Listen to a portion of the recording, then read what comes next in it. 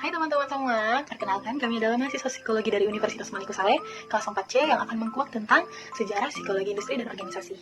Nah, sebelumnya kami adalah kelompok 6 yang terdiri dari saya Fidori Sitomorang, teman saya Dina Rafkia, dan juga teman saya Mawadah. Sebelum kita memulai tentang sejarahnya, sebenarnya teman-teman tuh harus tahu apa itu psikologi industri dan organisasi. Nah, menurut Guidon pada tahun 1983, psikologi industri dan organisasi merupakan keilmuan yang mempelajari bagaimana hubungan antara manusia dengan juga dunia kerja. Dan juga menurut Bloom and Naylor pada tahun 1968, aplikasi dari fakta dan prinsip psikologi pada masalah dan konteks bisnis dan industri. Nah, mungkin itu sedikit dari definisi psikologi industri dan organisasi. Sekarang kita masuk ke dalam sejarah perkembangan psikologi industri dan organisasi. Yang pertama, ada pra-perang dunia. Yang kedua, ada perang dunia pertama. Yang ketiga, antara perang dunia pertama dan kedua. Yang keempat, perang dunia kedua. Dan yang kelima, pasca perang dunia. Nah, sekarang kita masuk ke dalam pra-perang dunia pada tahun 1900 sampai dengan 1916. Pada saat pra-perang dunia ini, terdapat 4 tokoh penting yang benar-benar berpengaruh di dalamnya. Yang pertama ada Walter Biscuit, yaitu Psychology of Advertising. Dan di sini, pada tahun 1901, ia mengemukakan bahwa penggunaan buku psikologi di bidang periklanan. Nah, Scott ini juga menerbitkan buku yang berjudul The Theory of Advertising pada tahun 1903, dan buku pertama yang membahas dunia kerja dari aspek psikologi. Menarik banget ya. Nah, selanjutnya, Scott ini juga menerbitkan buku lagi yang berjudul The Psychology of Advertising pada tahun 1908. Lalu, ia juga menerbitkan buku ketiganya yang berjudul Influencement in Business and Increasing Human Efficacy di dalam bisnis pada tahun 1911. Cukup menarik ya, dia bisa menerbitkan 3 buku sekaligus. Nah, selanjutnya kita masuk ke dalam tokoh kedua, yaitu Frederick Winslow Taylor, yaitu Scientific Management. Nah, menurut Taylor ini, manajemen ilmiah atau scientific management ini memandang manusia seperti mesin dan menentukan metode yang paling sesuai untuk mengerjakan suatu tugas. Di antaranya itu dengan menciptakan alat mekanik yang sesuai dengan struktur tubuh manusia. Nah, Taylor ini juga mengungkapkan bahwa panduan yang masih berpengaruh sampai sekarang itu adalah pekerjaan itu harus dianalisis dengan seksama untuk mengenali cara paling optimal untuk melakukannya. Pantesan aja ya ada robot. Nah, selanjutnya pekerja itu juga harus direkrut berdasarkan karakteristik yang diasosiasikan dengan keberhasilan suatu tugas. Nah, jadi kita harus merekrut orang sesuai dengan tugasnya. Dan juga pekerja itu juga harus diberikan imbalan. Jangan lupa ya teman-teman, harus sama. Nah, tokoh ketiga itu adalah The Gilberts. Nah, di sini Frank and William Gilbert ini menyempurnakan lagi teori dari Taylor. Jadi sangat banyak penambahan dan penyempurnaan dari teori Taylor, yaitu menemukan cara lebih bagus, terus juga waktunya. Jadi di sini disempurnakan lebih baik. Dan yang keempat adalah Hugo Masterberg. Nah, Hugo Masterberg ini menerbitkan buku yang berjudul The Psychology of Industrial Efficacy pada tahun 1913. Nah, buku ini tuh lebih menguak secara luas psikologi di dalam bidang industri. Nah, Hugo ini juga menekankan adanya perbedaan karakter individu di dalam organisasi itu karena perlu meningkatkan pengaruh budaya dan sosial di dalam organisasi tersebut. Nah, kira-kira organisasi kamu udah belum? Nah, selanjutnya kita masuk ke dalam sejarah psikologi industri dan organisasi pada saat Perang Dunia Pertama pada tahun 1917 sampai dengan 1918. Nah, tokoh yang berinfluence di sini itu Robert Yerkes, yaitu Army Alpha dan Army Beta. Nah, Robert Yerkes ini juga sudah seperti namanya, Army Alpha dan Army Beta. Army, udah pasti soldier atau udah pasti tentara. Nah, di sini ia sangat memiliki pengaruh penting dalam psikologi pada saat Perang Dunia. Dalam saat Perang Dunia itu kan sangat banyak kejadian. Nah, Yerkes ini menginvestigasi tentara-tentara dalam masalah motivasi, moral, juga psikologi dalam penyelesaian masalah. Nah, yang kedua adalah Walter Discott, yaitu Job Analysis and Performance Appraisal. Nah, pada masa ini tuh Walter Discott ini dan asosiasinya tuh membangun sebuah firma konsultasi psikologi yang mengaplikasikan prosedur job analysis pada US Army dan untuk sektor private, jadi hanya untuk mereka-mereka saja. Dan Walter Discott ini juga melihat perkembangan spesifikasi pekerjaan pada petugas di US Army sebelum menemukan firma hukumnya. Nah, kira-kira pada saat antara Perang Dunia 1 dan kedua, apa yang terjadi? Nah, kita simak penjelasan selanjutnya. Baik, selanjutnya saya akan melanjutkan materi yang kedua, yaitu tentang antara Perang Dunia 1 dan 2 pada tahun 1919 sampai dengan 1940. Nah, tokoh-tokoh yang berperang dalam perang ini, yang pertama ada Walter Bingham, tes bakat.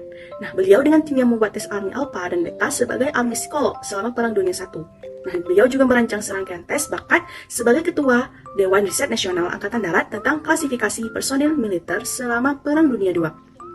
Beliau juga mendirikan Departemen Psikologi Terapan Universitas pertama di Carnegie Institute of Technology pada tahun 1915. Beliau juga membantu mempopulerkan pengujian kecerdasan dan bakat di industri. Nah, dalam bisnis, tes bakat dapat digunakan untuk meningkatkan efisiensi kerja dan dapat juga membantu guru dan konselor mengarahkan siswa dan klien mereka menuju karir yang sesuai. Nah, setelah Perang Dunia II, pemanfaatan tes psikologi di dunia kerja semakin berkembang seiring dengan meningkatnya antusiasme pada pemimpin bisnis terkait keuntungan fiskal yang bisa didapat dari penggunaan tes tersebut untuk memilih pekerja terbaik di setiap tipe pekerjaan. Nah, tokoh yang kedua ada James Kettle, perusahaan psikologi. Nah, beliau membangun perusahaan psikologi dimulai oleh James Kettle pada tahun 1921. Nah, tujuan utamanya yaitu untuk memajukan psikologi dan mempromosikan kegunaannya bagi industri, juga menjaga reputasi kualitas bidang dengan menjadi tempat bagi perusahaan untuk mendapatkan pemeriksaan referensi calon psikolog. Nah, beliau juga membantu perusahaan menyingkirkan pada profesional yang berkualifikasi. Nah, misi telah berubah, saat ini berfungsi sebagai salah satu penerbit tes psikologi terbesar. Baik, selanjutnya ada Ayrton Mayo yang dipercaya emosional. Nah, beliau mengemukakan bahwa faktor penentu efisiensi produktif lebih penting dibandingkan faktor fisik dan logika. Nah, melakukan eksperimen Hawthorne, beliau menunjukkan pentingnya memahami bagaimana perasaan, pikiran, dan perilaku anggota kelompok kerja dan manajer mempengaruhi kinerja. Penelitian yang dilakukan di pabrik Western Electric Hawthorne Works pada tahun 1927 sampai dengan 1932. Nah, awalnya itu Mayo tertarik melihat bagaimana berbagai kondisi kerja, penerangan, kelembapan, jadwal istirahat, jam kerja, dan gaya manajemen dapat mempengaruhi produktivitas. Nah, hasilnya itu tidak ada korelasi antara tingkat penerangan dengan kinerja dan kinerja responden meningkat seiring dengan berjalannya waktu. Nah, kelompok eksperimen mengalami penurunan kinerja hanya ketika penerangan sangat redup sehingga mereka tidak dapat melihat. Nah, penelitian berikutnya meneliti kinerja karyawan ketika bekerja tanpa adanya penyelia atau supervisor resmi. Nah, hasilnya itu kecenderungan individu menunjukkan kinerja lebih baik ketika diperhatikan dan dibuat merasa penting. Nah, kritik yang diberikan, bisnis memasuki masa depresi sehingga karyawan bekerja lebih keras dan lebih menghargai pekerjaan. Juga adanya perubahan personalia pabrik. Penelitian Hawthorne juga menunjukkan bahwa meskipun kemampuan individu penting, pekerja dengan berbagai tingkat kemampuan ada di jaringan sosial di tempat kerjanya dan kinerja mereka juga dipengaruhi oleh tekanan sosial dan norma kelompok. Penelitian Mayo menggerakkan para peneliti dari penelitian manajemen ilmiah dan penelitian gerak dan waktu menuju pendekatan hubungan manusia pada manajemen. Nah, pendekatan hubungan ini manusia pada manajemen menekankan hubungan interpersonal positif antara rekan kerja, kerjasama tim, kepemimpinan, sikap kerja, dan keterampilan sosial manajer. Nah, selanjutnya ada Perang Dunia Kedua pada tahun 1941 sampai dengan 1945. Nah, penggunaan assessment center dan tes kelompok semakin berkembang. Nah, seiring berjalannya waktu, para wanita juga semakin dibutuhkan untuk mengisi posisi-posisi pekerjaan akibat banyak pria mengikuti wajib militer. Nah, berkembangannya penelitian mengenai moral kerja dan gaya kepemimpinan, diantaranya teori gaya kepemimpinan yang dikemukakan oleh Kurt Lewin. Penelitian Mayo menggerakkan para peneliti dari penelitian manajemen ilmiah dan penelitian gerak waktu menuju pendekatan hubungan manusia pada manajemen. Nah, pendekatan hubungan manusia pada manajemen menekankan hubungan interpersonal positif antara rekan kerja, kerjasama tim, kepemimpinan, sikap kerja, dan keterampilan sosial manajer. Baik, cukup sekian materi dari saya. Selanjutnya akan dilanjutkan oleh teman saya. Terima kasih.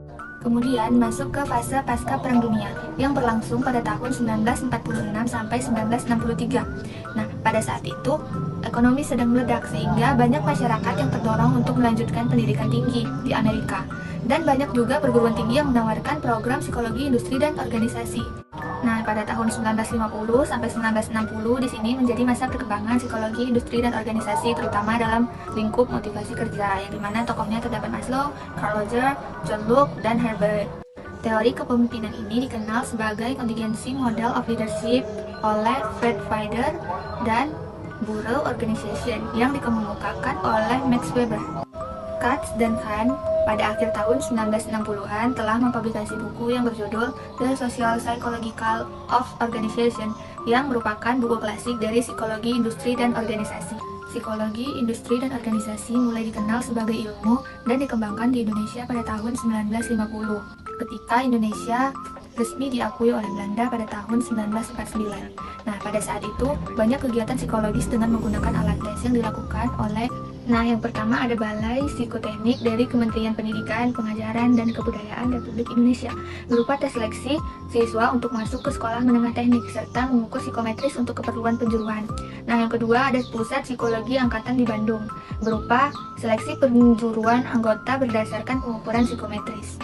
Pada tanggal 3 Maret 1953, di bawah pimpinan Profesor Dr. Slamet Iman Santoso, didirikan Lembaga Pendidikan Asisten Psikologi, dan Balai Psikoteknik tadi dilebur menjadi bagian psikologi, kejuruan, dan perusahaan. Jurusan kedokteran di Universitas Indonesia juga berkembang menjadi jurusan psikologi dan pada tahun 1960 menjadi Fakultas Psikologi. Dan kemudian psikologi kejuruan dan perusahaan berubah nama menjadi Psikologi Industri dan Organisasi.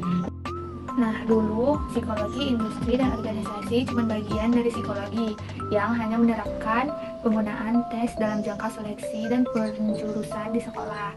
Kemudian berubah menjadi ilmu dan dapat dikembangkan teorinya melalui penelitian. Baik, sekian saja pemaparan materi dari kelompok kami. Saya mewakili kelompok saya meminta maaf jika ada salah-salah kata. Kurang dan lebih, saya mohon maaf.